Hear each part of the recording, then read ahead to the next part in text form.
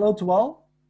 Thank you for your time to be with us and to help us to publicize our event, our next bootcamp, Laboratório de Fabricação Lab bootcamp, next Saturdays, and with workshops, talks.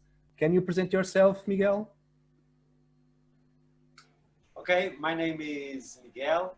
I'm a teacher, professor, and I work with kids based in the learning by doing and creativity, most of them. Okay, my name is Alexandra Baltazar, and I'm a maker educator. I invented this profession now. And I work mostly with kids, but also with adults, teaching all the tools in a Fab Lab and the process of making. Okay, and my name is Tawan. I'm an educator, also a maker and a product designer. Can you tell us about VIVA Lab in the city of Porto? Yeah, we are a group of people very passionate about the maker movement. We really like the philosophy of this thing, and we get around to start this new place that is very focused in the community. So our idea is to bring these new technologies and these new ideas to kids and adults and teachers, and bring those technologies to institutions, companies, and everyone who want to listen to us. Choose 3 words that summarize your activities. Okay, the 3 words are design, innovation, and education. So guys, what were or are the biggest challenges in your area of activities? I think the biggest challenge is making people understand what is a Fab Lab and what are the possibilities of making in a Fab Lab, and the tools we have here, and that we are open space to everyone, and especially that you don't have to know everything in the beginning. Sometimes people think we have very strange, big and technological machines, and they think it's not for them, and that's not true. And we try to show that to people. I don't know if you want to say something more. That summarize everything. We need to make everyone know that we exist, and this is a possibility. Yes, the possibility of a Fab Lab. Why do you think people should attend Laboratório Bootcamp?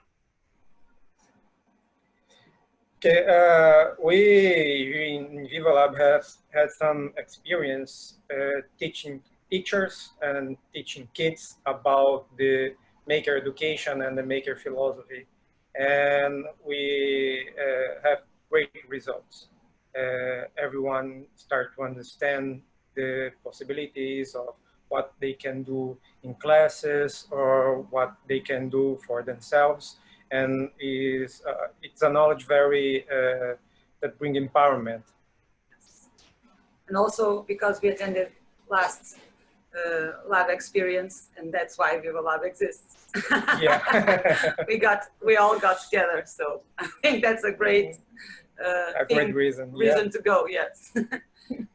And we had a great experience showing teachers 2 years ago the possibilities of making as well, and of creativity, that we are all creative animals, and sometimes we think we aren't.